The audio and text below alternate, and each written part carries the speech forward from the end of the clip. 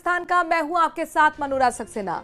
अगले 1 घंटे तमाम वो खबरें आपको दिखाएंगे जो रखती हैं आपसे सरोकार। राजस्थान की हर एक खबर होगी छोटी से बड़ी, और शुरुआत भी कर रहे हैं हम ब्रेकिंग न्यूज के साथ। जोधपुर से बड़ी खबर आई है। दरअसल जोधपुर रेलवे स्टेशन को बम से उड़ाने की धमकी मिली है। रेलवे सुरक्षा बल के पास एक अनजान नंबर से कॉल आया। सूचना के बाद रेलवे विभाग सतर्क हो गया है। कॉल करने वाले लड़के को सूरत से पकड़ भी लिया गया है। आपको बता दें कि जोधपुर स्टेशन पर बम लगा रखा है, ये कहा गया था कॉल पे, और फिर कॉल काट दी गई थी।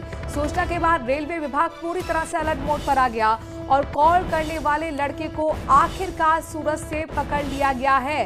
तो जोधपुर से आपको बड़ी खबर हम बता रहे हैं। जोधपुर रेलवे स्टेशन को बम से उड़ाने की धमकी दी गई। इस मामले में एक्शन भी हो गया है। जिस लड़के ने कॉल किया था, बम से उड़ाने की धमकी दी थी, उसे सूरत से, गुजरात के सूरत से पकड़ा गया है। ये एक्सक्लूसिव तस्वीरें आपको हम दिखा रहे हैं और चंद्रशेखर ने हमें एक्सक्लूसिव तस्वीरें भेजी है। एक्सक्लूसिव जानकारी के साथ हमारे साथ जुड़ भी गए हैं। चंद्रशेखर, आपके पास क्या अपडेट, आखिरकार मकसद क्या था इस तरीके की धमकी देने का? अब तक पूछताछ में क्या कुछ निकलकर सामने आया है? देखिए, बात करें तो जोधपुर रेलवे स्टेशन को बम से उड़ाने की धमकी आज जो है फोन के जरिए दी गई, और रेलवे स्टेशन पर धमकी मिलने के बाद जो है हड़कंप मच गया। तुरंत जो है रेलवे पुलिस और यहाँ पर जो है चप्पे चप्पे की तलाशी में जुट गए और रेलवे की जो है सुरक्षा व्यवस्था को टाइट कर दिया गया। लेकिन सबसे बड़ी राहत की बात यह है कि जिस व्यक्ति ने धमकी दी है उसे जो है सूरत में गिरफ्तार किया गया है। हमारे साथ जो है प्रहलाद राम जी है। प्रहलाद राम जी, क्या मामला था ये? आज दिनांक 25-29-28 को जरिए टेलीफोन कंट्रोल रूम आरपीएफ को इत्तला मिली कि जोधपुर में बम होने की इत्तला है, जिस पर कंट्रोल रूम द्वारा आरपीएफ कंट्रोल और जोधपुर सिविल कंट्रोल को इत्तला दी, जिस पर आरपीएफ के साथ में जीआरपी थाना अधिकारी मैं जाब्ता श्रीमान आईपीएस साहब जोधपुर कमिश्नरेट, एडिशनल एसपी साहब जोधपुर कमिश्नरेट, थाने के एसएसओ महोदय रातानाडा, सरदारपुरा, शास्त्री नगर, उदयमेंदर, सभी डॉग स्क्वाड पार्टी के आकर के चेक किया। चेक करने पर कोई ऐसा नहीं मिला और जरिए बाद में जानकारी प्राप्त हुई कि कॉल करने वाला व्यक्ति सूरत में डिटेन कर दिया गया है, जिस पर सभी जाब्ता को अपने पर डिस्पर्स किया गया। देखिए, सबसे बड़ी बात है सूरत से जो है उस आरोपी को पकड़ा गया है। ये देखिए जोधपुर का रेलवे स्टेशन है। तमाम यात्री जो है ट्रेनों के इंतजार में बैठे हैं और आप देख सकते हैं उस तरफ एक बड़ी यात्रियों की भीड़ है। तो जो ये यात्री है उन्हें इंतजार है अपने अपनी ट्रेन का। और सबसे बड़ी बात, इस दौरान यदि बम से उड़ाने की धमकी मिलती है तो ये एक बड़ी खबर होती है और लोगों में एक दहशत का माहौल हो सकता है। लेकिन जैसे ही सूचना मिलने के साथ ही जो है तमाम एजेंसीज यहाँ रेलवे स्टेशन पर पहुंची। यहाँ के जो डीसीपी है, इसके अलावा एसीपी और तमाम थाने के अधिकारी यहाँ पहुंचे। एम्बुलेंस को मौके पर बुलाया गया, सिविल डिफेंस की टीम को बुलाया गया और तमाम लोग यहाँ पर पहुंचे। और बाद में जब मौजूद है, जोधपुर रेलवे स्टेशन पर मौजूद है, क्या अब तक कुछ संदिग्ध मिला है? देखिए, सबसे बड़ी बात ये है, जब पूरे रेलवे स्टेशन को खंगाला गया तो ऐसी कोई संदिग्ध वस्तु यहाँ पर नहीं मिली। और इस दौरान ये पता चलता है कि जिस आरोपी ने बम से उड़ाने की धमकी दी थी उसे सूरत से गिरफ्तार कर लिया गया। सब कुछ यहाँ पर जो है कुशल मंगल है। लेकिन अगर सबसे बड़ी बात करें तो इस तरह के जो सिरफिरे लोग हैं, जिस तरह से मेल करते हैं, जिस तरह से कॉल करते हैं, लगातार ऐसी घटनाएं सामने आ रही है। जोधपुर आने वाले करीबन 6 से 7 एरोप्लेन को भी बीच में जो है उड़ाने की धमकी मिली थी और रेलवे स्टेशन को भी। तो सबसे बड़ी बात करें तो सब कुछ सुरक्षित है। लेकिन यहाँ पर एक जो प्रशासनिक अधिकारी है, पुलिस अधिकारी है और तमाम जो महकमे हैं, उनमें एक बार हड़कंप मच गया। तमाम एजेंसीज यहाँ पर पहुंची और यहाँ पर जो है चप्पे चप्पे की तलाशी ली गई। रेलवे की सुरक्षा को और ज्यादा टाइट कर दिया गया। और सबसे बड़ी बात, यात्री जो है वो आराम से यात्रा कर रहे हैं। यहाँ पे कुछ यात्रियों से बात करने का प्रयास करेंगे, जानने का प्रयास करेंगे। सर, अभी रेलवे स्टेशन को बम से उड़ाने की धमकी मिली थी, लेकिन सब कुछ ठीक है। जब इस तरह की बात सुनते हैं तो कैसा लगता है? वैसे तो बहुत खराब लगता है। इंडिया के लिए बहुत मतलब ये नामुमकिन होने वाला चीज है। ऐसा नहीं होना चाहिए। ये सब गलत धमकी है। सिर्फ शौक के लिए कई लोग सुर्खियों में बने रहने के लिए धमकी दे देते हैं। नहीं, वैसा चीज नहीं है। वो तो केवल अपना व्यू पाने के लिए भी देते हैं लोग। उन लोगों से कोई कुछ होने वाला तो है नहीं। देखिए, ये विश्वास सबसे बड़ी चीज है कि उन लोगों से कुछ होने वाला नहीं है। सोशल मीडिया पर अपना व्यू पाने के लिए, अपने फैन फॉलोइंग बढ़ाने के लिए, हालांकि अलग अलग बातें हैं और ऐसी कई चीजें सामने आई है कि कुछ लोग जो है मानसिक रूप से अवसाद में गिरे होते हैं और इस तरह की धमकी देते हैं। और सबसे बड़ी बात करें तो आज जो धमकी मिली थी उसके बाद तमाम एजेंसी यहाँ पहुंची। जी बिल्कुल, जाहिर तौर पर चंद्रशेखर, अच्छी बात यह है कि कुछ भी संदिग्ध अब तक नहीं मिला है। हालांकि पूरा रेलवे प्रशासन अलर्ट मोड पर है, आने जाने वालों पर पैनी नजर रखी जा रही है। शुक्रिया तमाम जानकारी हम तक पहुंचाने के लिए। और बड़ी बात यह भी है कि आखिरकार जिसने कॉल किया था, हॉक्स कॉल ये जरूर कही जा सकती है, उस शख्स को भी, उस लड़के को भी सूरत से गिरफ्तार कर लिया गया है। बहरहाल खबरों में आगे बढ़ते हैं, एक और ब्रेकिंग न्यूज आपको देते हैं। डूंगरपुर से बड़ी खबर है, तहसीलदार की गाड़ी पर हमले के मामले में 5 लोगों की गिरफ्तारी हो गई है, जिससे 4 बाल अपचारी हैं जिन्हें डिटेन किया गया है। पुलिस ने बदमाशों का जुलूस भी निकाला, हाथ में तख्ती लेकर बदमाशों ने माफी भी मांगी और लिखा कि आगे से किसी पर भी पत्थरबाजी नहीं करेंगे। ये तस्वीरें देखिए, ये 4 जो बाल अपचारी है यानी कि अंडर 18 बच्चे हैं ये, और इन्होंने अब माफी मांगी है। जब परेड निकाली गई पुलिस की तरफ से तो इन्होंने देखी कैसे हाथों में तख्तियां ले रखी थी और आगे किसी पर भी हम पत्थरबाजी नहीं करेंगे, ये कहते हुए ये बच्चे नजर आए हैं। तो ये बड़ा एक्शन लिया गया है डूंगरपुर में, जहां पर तहसीलदार की गाड़ी पर जब हमला किया गया था तो इसमें अब ये गिरफ्तारियां हुई हैं, 5 गिरफ्तारियां हुई हैं, जिनमें से 4 बाल अपचारी हैं। और अब इन्होंने जब परेड निकाली तो फिर ये माफी मांगते हुए बच्चे नजर आए हैं। एक्सक्लूसिव तस्वीरें डूंगरपुर से हमारे संवाददाता की तरफ से भेजी गई हैं, जो अपने दर्शकों तक हम पहुंचा रहे हैं।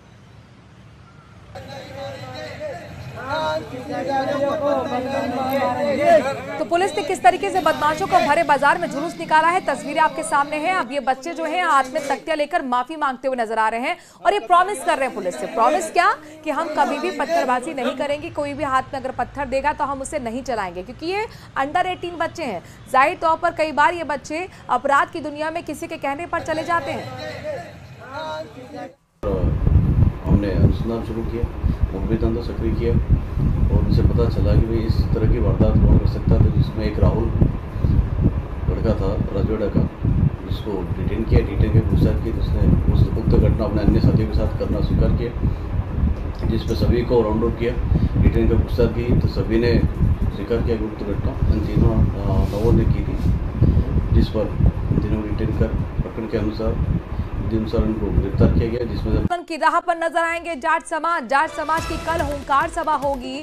भरतपुर, डीग, धौलपुर के जाटों की हुंकार की सभा को आयोजित किया गया है। केंद्र की ओबीसी सूची में आरक्षण और पुराने केस वापस लेने की मांग इसमें की जाएगी। कल हुंकार सभा में बड़ा फैसला भी लिया जा सकता है। इससे पहले जयचौली में कई दिनों तक जाट समाज का महापड़ाव चला था। सरकार के आश्वासन के बाद महापड़ाव को समाप्त कर दिया गया था और एक बार फिर यहां पर हुंकार भरता हुआ जाट समाज नजर आने वाला है। भरतपुर जो कि गृह जिला है मुख्यमंत्री का, वहां पर जाट समाज हुंकार भरता हुआ नजर आएगा। तो बड़ी खबर, महत्वपूर्ण खबर, कल का दिन काफी महत्वपूर्ण होगा, क्योंकि इसी हुंकार सभा से एक फैसला भी निकला जाएगा। रणनीति बनाई जाएगी कि आखिरकार आगे इस महापड़ाव को कैसे लेकर जाना है। आपको याद होगा कि जयचौली में भी कई दिनों तक जाट समाज का महापड़ाव चला था। हालांकि सरकार ने इंटरवीन किया, आश्वासन दिया, महापड़ाव को खत्म किया गया, लेकिन एक बार फिर यहां पर जाट समाज आंदोलन की राह पकड़ा हुआ है। दरअसल मांग यह है कि केंद्र की ओबीसी सूची में आरक्षण मिले और पुराने केस वापस लिए जाएं। वहीं इस बीच खबर यह भी है कि सांसद हनुमान बेनीवाल कल भरतपुर जाएंगे और जाट समाज की बैठक में हिस्सा लेंगे। जोधपुर दौरे पर आए हनुमान बेनीवाल ने कह दिया है कि भरतपुर, धौलपुर, डीग जिले समेत 9 जिलों के जाट समाज को केंद्र में ओबीसी आरक्षण का लाभ मिलना ही चाहिए। कल की बैठक में माना जा रहा है कि बड़ा फैसला हो सकता है। वहीं बेनीवाल पूर्व सीएम अशोक गहलोत और केंद्रीय मंत्री गजेंद्र सिंह शेखावत पर भी मिली भगत के आरोप लगाते हुए तीखे प्रहार करते हुए नजर आए। इतना ही नहीं, आरपीएससी के पुनर्गठन और एसआई भर्ती रद्द करने की मांग पर बेनीवाल सीधे कहते हुए नजर आए हैं कि एक तारीख को उनके पक्ष में फैसला नहीं आया तो वो दिल्ली कूच करेंगे। धौलपुर, भरतपुर के जाटों, डीग जो भरतपुर के 2 जिले हो गए, डीग सहित 9 स्टेट के जाटों को दिल्ली में आरक्षण मिले। जहां ओबीसी में आवश्यकता है ओबीसी में आरक्षण मिले। जाट जाति के साथ साथ तमाम वो जातियां जो आरक्षण की हकदार है, जो पिछड़ी हुई है, ओबीसी का आरक्षण भी बढ़े जनसंख्या के अनुपात में। ये मुद्दे रोज हम उठाते रहे और आगे भी जो आर्थिक आधार पर आरक्षण भी की पैरवी भी हमने करी। आगे भी जिनको आरक्षण की आवश्यकता है उनको आरक्षण मिले, इस दिशा में हम लोग शुरू से प्रयास करें। कल मैं भरतपुर धौलपुर के दौरे पर रहूंगा और जाट आरक्षण आंदोलन में कल बड़ा निर्णय हो सकता है, कोई भी वो हम करेंगे। 2 मेंबर आरपीसी के अंदर बंद है और आरपीसी पुनर्गठन हम करेंगे। ये बीजेपी का वादा था और ये वादा याद दिलाने के लिए कांग्रेस ही तो चूंकि बैठे हुए, क्योंकि उनके राज में तो घपला घोटाला हो गया और बीजेपी वाले दूसरे कामों में लग गए। भजन लाल जी खुद करें, कांग्रेस के बड़े नेता रात के अंधेरे में मेरे से मिलते हैं। तो निश्चित रूप से राजस्थान को बचाने के लिए किसी को निकलना पड़ेगा और निकलता हूं मुझे कोई दिख नहीं रहा। हनुमान बेनीवाल जिस तरह पहले आंदोलन कर रहा था, प्रयास कर रहा था, वही आंदोलन प्रयास में रहा है। 1 तारीख को अगर फैसला सरकार हमारे पक्ष में नहीं करती है या नहीं देती तो फिर दिल्ली कूच का कार्यक्रम भी हमारा रहेगा। तो शेखावत जी गहलोत जी तो एक ही है, दोनों बात होती रहती है इनके, तो शुरू से नई बात किया तो इसमें वो तो कहने की जरूरत है, इशारा किया बात हो गई होगी इनके पहले। इन्होंने शेखावत जी को वहां पुलिस भेजी थी उस समय जब सरकार गिर रही थी, तो इन्होंने यहाँ रेडें कराई थी। वो तो सब आपस में मिला जुली का मामला, सारा मिला हुआ राजस्थान में, चिंता नहीं करा। सीकर दौरे पर बीजेपी प्रदेश अध्यक्ष मदन राठौड़ ने कांग्रेस और सांसद हनुमान बेनीवाल पर जमकर निशाना साधा है। मदन राठौड़ ने कहा कि प्रदेश में कानून व्यवस्था है और विकास भी हो रहा है, तो वहीं एसआई भर्ती को लेकर कहा कि हनुमान बेनीवाल को कानून की जानकारी नहीं है।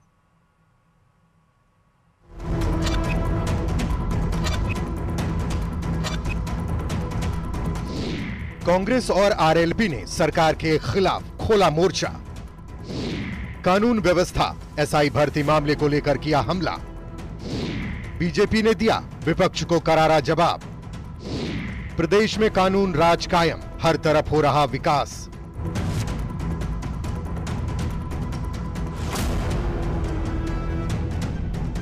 एसीबी के अधिकारी जो है उसको एसीबी पकड़ रही है, तो आप समझ सकते हैं कि कुएं में भांग घुल चुकी है। और कितने लोग ऐसे हैं जिन पे केस दर्ज हो चुका है लेकिन उनको अभियोजन स्वीकृति है सरकार नहीं दे रही है, अपने चहेते लोगों को बचाने का काम कर रही है। कानून व्यवस्था नाम की कोई चीज नहीं है। सरकार नहीं, सर्कल चल रहा है, डिसीजन कोई ले नहीं रहे हैं, योजना कोई है नहीं, बजट का इम्प्लीमेंटेशन है नहीं, किसान परेशान है, नौजवान परेशान है। प्रदेश अध्यक्ष मदन राठौड़ ने कांग्रेस के आरोपों पर तीखा प्रहार किया है। मदन राठौड़ ने कानून व्यवस्था के सवाल पर कहा कि प्रदेश में पूरी तरह कानून राज कायम है, प्रदेश का विकास हो रहा है। बीजेपी का कहना है कि पानी के क्षेत्र में हम आत्मनिर्भर हैं और जल्द ही हम बिजली दूसरे राज्यों को बेचने लगेंगे। कानून व्यवस्था का पूरी तरह से पालन किया जा रहा है, विकास हो रहा है। पानी के मामले में, बिजली के मामले में, सभी मामले में हम आत्मनिर्भर है। कांग्रेस के समय में बिजली मिलती थी, नहीं मिलती थी, अभी बिजली भी पूरी मिल रही है और भी बिजली अच्छी मिलेगी जब सोलर पैनल्स घर पर लगेंगे। हमें सब्सिडी देने का तय बिजली पैदा होगी, हम बिजली बेचने की स्थिति में। पानी में ERCP की योजना स्वीकृत हो गई। वहीं एसआई भर्ती रद्द करने की मांग को लेकर सांसद हनुमान बेनीवाल के दिल्ली कूच के बयान पर मदन राठौड़ ने पलटवार किया। उनको कानून की जानकारी नहीं है, वो पढ़ते नहीं है, उनको ये ध्यान में नहीं है जो ईमानदारी से मेहनत करके जिसने पढ़ाई कर ली और जो जिसका चयन हो गया और 32 वर्ष 11 महीने जिसके हो गए या 33 वर्ष हो गए, उसको दोबारा अवसर मिलेगा क्या? उसको भर्ती रद्द कर दो।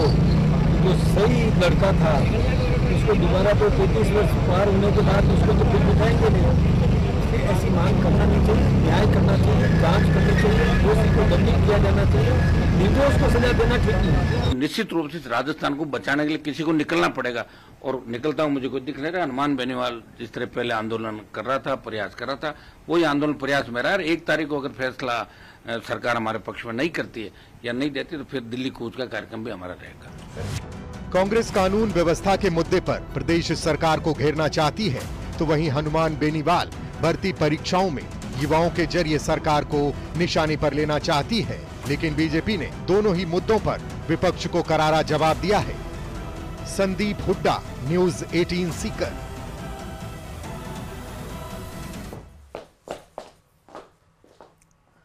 और और इस बीच एक बड़ी खबर आ रही है। मुख्यमंत्री भजनलाल शर्मा ने बड़ा एक्शन लिया है। भ्रष्ट अधिकारियों पर बड़ी कार्रवाई की गई है। भ्रष्टाचार से जुड़े 38 प्रकरणों का निस्तारण किया गया।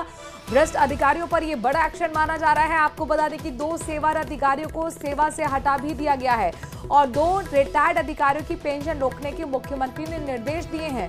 7 अधिकारियों के खिलाफ अभियोजन की स्वीकृति मिली है। 5 मामलों में भ्रष्टाचार की विस्तृत जांच को मंजूरी दी गई है और 11 अधिकारियों की वेतन वृद्धि रोक दी गई है। साथ ही 4 रिटायर्ड अफसरों के आरोपों की पुष्टि हुई। आईएएस अधिकारी के खिलाफ केंद्र को सिफारिश भी भेजी गई है। तो ये बहुत बड़ा एक्शन भ्रष्टाचार पर है और ये माना जा रहा है कि एक भ्रष्टाचार पर नकेल कसने की दिशा में न सिर्फ बड़ा कदम है बल्कि ऐसे भ्रष्टाचार में लिप्त अधिकारियों को एक बड़ा संदेश भी इस कार्रवाई के जरिए मुख्यमंत्री ने दिया है।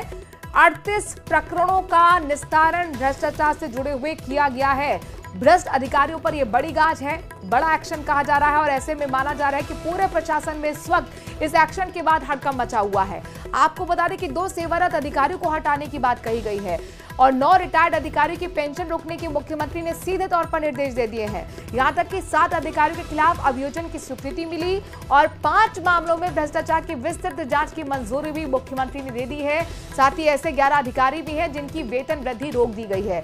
4 रिटायर्ड अफसरों के आरोपों की पुष्टि हुई है और जानकारी ये भी मिल रही है कि एक आईएएस अधिकारी के खिलाफ केंद्र को सिफारिश भी भेजी गई है, चूंकि उसके भी भ्रष्टाचार में लिप्त होने की जानकारी मिल रही थी। तो कुल मिलाकर मुख्यमंत्री यहाँ पर एक्शन मोड में नजर आ रहे हैं और यहाँ पर सीधे ये बड़ी संख्या कही जा सकती है। 38 ऐसे अधिकारी हैं भ्रष्टाचार से जो जुड़े हुए, जिनकी फाइल्स, इनका निस्तारण किया गया है प्रकरणों का और भ्रष्ट अधिकारियों पर यह बहुत बड़ा एक्शन जिसकी वजह से पूरे प्रशासनिक अमले में इस वक्त हड़कंप मचा हुआ है। रोशन हमारे संवाददाता इस खबर पर ज्यादा जानकारी के साथ जुड़ गए हैं। रोशन, पूरी तरह से एक्शन मोड में नजर आ रहे हैं मुख्यमंत्री। जी बिल्कुल, देखिए मुख्यमंत्री भजनलाल शर्मा प्रदेश के अंदर जीरो टॉलरेंस जो नीति है उसको आगे बढ़ाने की कहा जा सकता है कि मुहिम में जुटे हुए। ऐसे में भ्रष्टाचार से जुड़े हुए 38 जो प्रकरण थे उनका निस्तारण किया गया है, जिसमें 2 सेवारत अधिकारियों की जो सेवा है वो समाप्त की गई है।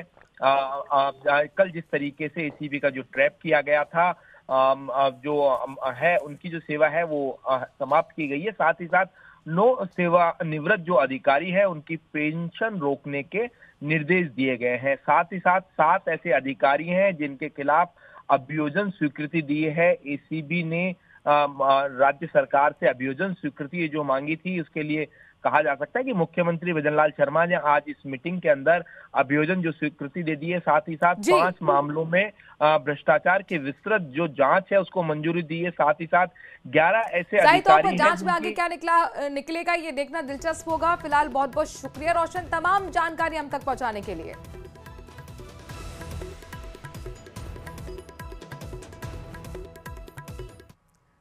वहीं इस वक्त सरकार और विपक्ष के बीच में दिलचस्प तू-तू मैं चल रही है। दरअसल मुख्यमंत्री भजनलाल शर्मा पर पूर्व सीएम अशोक गहलोत के बयान पर बीजेपी पूरी तरह से हमलावर है। लगातार बीजेपी नेता कांग्रेस और गहलोत को घेर रहे हैं। बीजेपी प्रदेश प्रभारी राधा मोहन दास अग्रवाल से लेकर प्रदेश अध्यक्ष मदन राठौड़ ने जवाब दिया है। तो वहीं आरएलपी सांसद हनुमान बेनीवाल के बयान से एक बार फिर प्रदेश की सियासत गरमा गई है। इस पर एक खास रिपोर्ट आपको दिखाते हैं।